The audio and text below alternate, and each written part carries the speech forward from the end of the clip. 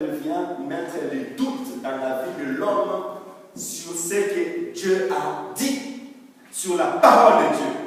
L'ennemi viendra pour t'inciter à la désobéissance. Alléluia. Mettre des doutes en toi afin que tu ne puisses pas garder la parole de Dieu. Voilà pourquoi aussi longtemps qu'Adam marchait dans l'ordre de l'Éternel, aussi longtemps qu'Ève marchait dans l'ordre de l'Éternel, ils vivaient en paix dans le jardin d'Éden. Alléluia. Et cela est la volonté de Dieu aussi pour nous. Nous puissions garder la parole de Dieu, marcher dans la parole de Dieu, afin que nous puissions toujours aller de gloire en gloire. Nous arriverons aussi à ces points-là. Mais lorsque l'ennemi vient dans ta vie, il vient pour dérober ce que tu as, la vie que tu as, la relation que tu as avec Dieu. Amen. À cet instant-là, mes bien-aimés, lorsque l'ennemi viendra dans notre vie, pour pouvoir mettre quelque chose, ou bien des doutes dans nos vies, afin que nous puissions désobéir à la parole de Dieu, il nous faut la force pour vaincre. Alléluia. Parce que si nous n'avons pas la force pour vaincre, Adam était tombé et Ève était tombée, ils ont perdu la communion avec Dieu. Alléluia. Nous ne pouvons pas nous laisser distraire, peuple de Dieu. L'Église ne peut pas se laisser distraire. Mon frère, ma soeur, tu ne peux pas te laisser distraire. Lorsque tu vois, peu importe, parce que si je veux même illustrer ça dans les choses qu'on arrive, on voit même qu'aujourd'hui, avec tout ce qui se passe, avec toute la politique, tout est fait pour attirer des hommes à la désobéissance à la parole de Dieu. Alléluia. L'ennemi entre dans les églises, l'ennemi entre dans nos vies, dans des foyers, dans la jeunesse, pour attirer des hommes et des femmes à désobéir à la parole de Dieu. Aujourd'hui, parler de la parole de Dieu, même sur la route, c'est devenu un sujet un petit peu tabou. Alléluia. Les hommes veulent parler de toutes choses, mais ne pas parler de Dieu. Amen. Mais nous avons reçu la parole de Dieu, et Dieu veut que nous puissions avoir la force de vaincre, afin que nous puissions toujours continuer à demeurer devant sa face. Dans ces choses que nous venons de voir, premièrement, je pourrais tirer une conclusion et dire ceci, que dans le premier combat que nous avons dans la vie, la première des choses, nous devons garder la parole de Dieu. Alléluia. Que ce soit dans ton travail, que ce soit dans l'église, que ce soit dans tous les lieux où nous serons. Nous devons marcher et garder la parole de Dieu. Parce que c'est dans la parole de Dieu que nous avons la force pour vaincre. Amen. Voilà même pourquoi quand l'ennemi est venu pour tenter le Seigneur après 40 jours de jeûne et de prière, il lui a montré tous les biens. Il lui a montré tout ce qui entourait. Il a dit, mais si tu te prosternes devant moi, je te donnerai toutes ces choses. Et le Seigneur lui a dit, il est aussi écrit, tu ne te prosterneras pas devant quelque chose, si ce n'est que l'Éternel ton Dieu. Amen. Gardez la parole de Dieu devant les épreuves et devant les soucis. Donc ça, c'était la première stratégie. Nous voyons comment est-ce que l'ennemi vient. Comme le Seigneur nous a dit, il vient pour dérober. Alors, nous devons garder la parole de Dieu pour avoir la force, afin de ne pas laisser notre bénédiction être dérobée devant l'ennemi. Et le Seigneur dit encore que l'ennemi, lorsqu'il vient, non seulement il vient pour dérober, mais il vient pour égorger et détruire. Alléluia. Vous savez, dans ta vie chrétienne, lorsque tu reçois le Seigneur, et tu marches avec le Seigneur, l'ennemi, s'il vient, il vient te tenter, te pousser à désobéir à la parole de Dieu. Et il te voit, tu es ferme. Alléluia. Qu'est-ce qu'il pourra faire? Autour de toi, il pourra commencer à détruire. Amen. À détruire. Nous les voyons dans le livre de Job, chapitre 1. Versets 1 à 6. Job, chapitre 1, verset 1 à 6. Et nous allons, Job, chapitre 1, verset 6 à 12. Et nous allons directement lire verset 19 à 21. Je lis la parole au nom du Seigneur. Je lis la parole au nom du Seigneur. Amen. Amen. Gloire à Jésus. Or, les fils de Dieu vinrent un jour se présenter devant l'Éternel. Et Satan aussi au milieu d'eux. L'Éternel dit à Satan, d'où viens-tu? Et Satan répondit à l'Éternel, de parcourir la terre et de m'y promener. L'Éternel dit à Satan, as-tu remarqué mon serviteur Job? Il n'y a personne comme lui sur la terre. C'est un homme intègre et droit, craignant Dieu et se détournant du mal. Le verset 9. Et Satan répondit à l'Éternel, est-ce d'une manière désintéressée que Job craint Dieu? Ne l'as-tu pas protégé, lui, sa maison et tout ce qui est à lui? Tu as béni l'œuvre de ses mains et ses troupeaux couvrent le pays. Mais étends ta main, touche à tout ce qui lui appartient et je suis sûr qu'il te maudira en face. L'Éternel dit à Satan, voici tout ce qui lui appartient, je te les livre, seulement ne porte pas le main sur lui. Et Satan s'est retiré devant la face de l'Éternel. Et lorsque Satan s'est retiré devant la face de l'Éternel, regardez ses œuvres au verset 19, la Bible dit, et voici un grand vent est venu de l'autre côté du désert, et frappa contre les quatre coins de la maison. Elle s'est écroula sur le jeune gens, et ils sont morts. Et je me suis échappé moi seul pour t'apporter la nouvelle. Amen. Là, la Bible nous illustre, nous montre la vie d'un homme qui marchait avec le Seigneur. Alléluia. L'homme de Job.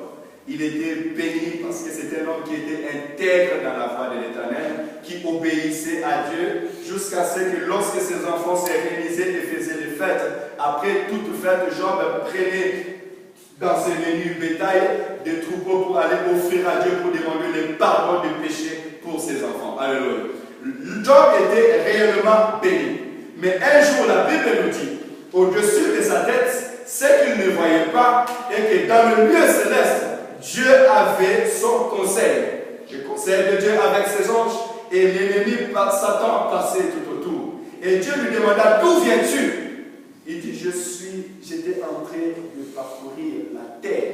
Alléluia. Même quand nous marchons aussi, quand nous vivons ici, nous glorifions Dieu, nous marchons avec Dieu, mais quel est l'esprit qui rôde tout autour de nous? Alléluia. Ces choses, nous avons besoin de les savoir. Quel est l'esprit qui anime ce pays où nous sommes, cette ville où nous sommes, les gens qui nous entourent? Alléluia. Et là, Satan, qu'est-ce qu'il dit?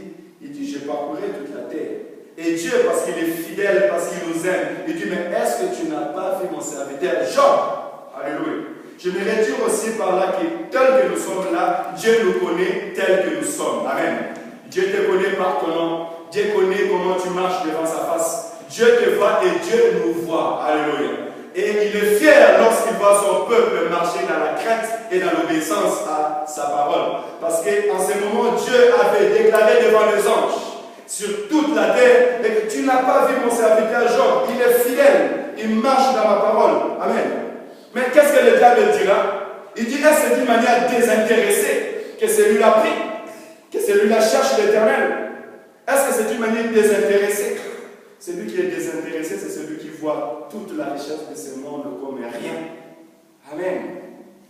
L'ennemi, lorsqu'il vient dans notre vie en ce moment, de la manière dont il vient vers Job, la Bible encore nous dit, je vais encore continuer sur ce message, la Bible nous dit encore que lorsque l'ennemi a vu ces choses, comment est-ce que Dieu défendait Job et défend dans sa face, il dit à Dieu, étends seulement ta main, tu vas voir, si tu touches à tout ce que tu lui as donné à ses côtés, tu verras s'il ne va pas te régner en face, s'il ne va pas te maudire en face. La deuxième stratégie du diable, lorsqu'il vient dans la vie de l'homme, c'est de venir détruire tout ce qui est à ses côtés afin que l'homme puisse régner Dieu, oublier Dieu, régner l'existence de Dieu dans sa vie. Et c'est ce que nous vivons dans ces derniers jours.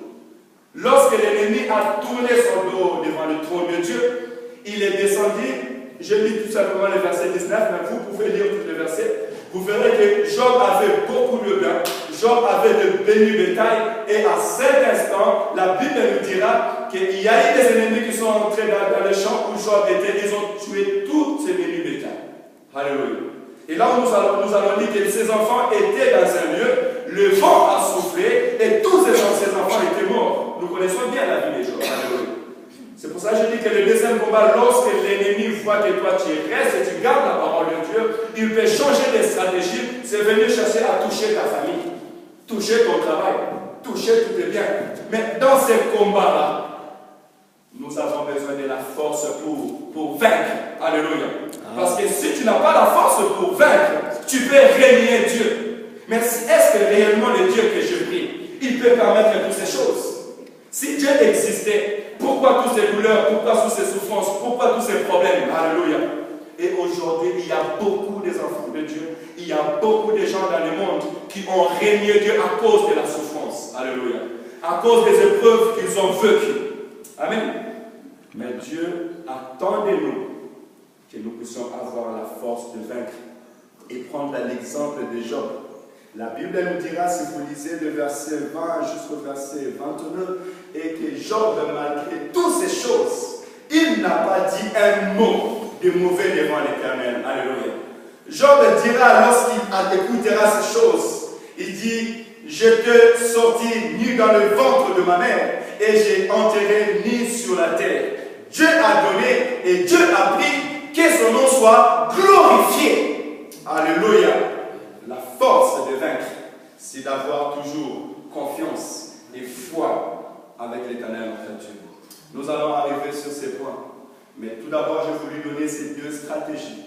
Afin que quand nous, enfants de Dieu, nous marchons, nous devons comprendre ces choses-là que notre combat, notre principal combat, c'est contre l'adversaire, l'ennemi, qui peut venir premièrement pour t'amener à la désobéissance à la parole de Dieu. Et il peut prendre toutes ses formes, que ce soit physique ou spirituel, peu importe le lieu où tu es, le pays où tu es. Alléluia. Et nous les voyons dans les infos, nous les voyons selon la politique qui se passe, comment est-ce que l'ennemi qui est en train de rôder sur la terre, il est en train de mettre des stratégies afin d'amener beaucoup de gens dans la désobéissance à la parole de Dieu. Or, la désobéissance à la parole de Dieu induit à la mort. Alléluia. Parce que Dieu avait dit à l'ennemi, pardon, à Adam, et que le jour que tu mangeras de ce fruit, tu mourras. Alléluia. Voilà pourquoi nous avons besoin de savoir toutes ces choses pour savoir comment tenir ferme devant l'ennemi. Et tu peux vivre avec le Seigneur. Il se peut que tu aies un temps de difficulté, que tu aies un temps des épreuves, qu'il y ait un temps où il y a le vent qui peut souffler à tes côtés. Toi, étant enfant de Dieu, tu dois savoir que je vais rendre gloire à Dieu en toutes choses. Alléluia. Pour avoir la force de vaincre. Mais je bénis l'Éternel. Parce que tout à l'heure, quand nous chantons, nous avons dit ce n'est ni par notre force, mais c'est par la grâce de l'Éternel. Et le Seigneur nous a dit, dans Jean 10, qui est le moteur de notre prédication aujourd'hui, moi je suis venu. Alléluia. Devant cette attaque de l'ennemi, devant ces combats, qui est un combat vraiment spirituel, parce que le diable peut t'attaquer dans une maladie, tu ne connais pas la maladie quand ça commence. Alléluia. Un accident, tu ne sais pas en quel moment quand ça vient. Alléluia. Étant l'homme dans l'œil de l'homme, tu peux peut-être ne pas voir. Au moins que tu sois connecté avec Dieu et que Dieu te révèle des choses qui vont arriver. Alléluia. Et encore, quand Dieu te révèle des choses qui vont arriver, il faut avoir la force de vaincre afin de tenir la parole de Dieu, d'avoir foi, d'avoir confiance à Dieu pour mettre en pratique ce que Dieu t'a montré, afin de t'épargner de tes problèmes. Mais je bénis l'Éternel parce qu'il dit, moi je suis venu. Alléluia. Parce que devant toutes les œuvres de l'ennemi, devant toutes les tactiques de l'ennemi, l'homme lui-même n'avait pas de force pour vaincre. Voilà pourquoi Christ est venu dans notre vie. Et nous les voyons dans l'évangile de 1 Jean, chapitre 3, verset 8. Nous pouvons les lire. 1 Jean, chapitre 3, verset 8. Je lis la parole au nom du Seigneur. Amen. C'est lui qui pratique le péché et du diable. Car le diable pêche dès le commencement. Le Fils de Dieu a apparu afin de détruire les œuvres du diable. Amen. Le diable vient dans la vie de l'homme. Il vient introduire l'homme à la désobéissance à la parole de Dieu.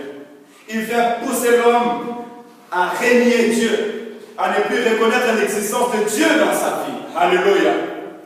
Mais Dieu, dans son amour, Dieu parce qu'il nous a tant aimés, parce que la Bible nous dit car Dieu a tant aimé le monde qu'il a envoyé son Fils unique, afin que quiconque qui croit en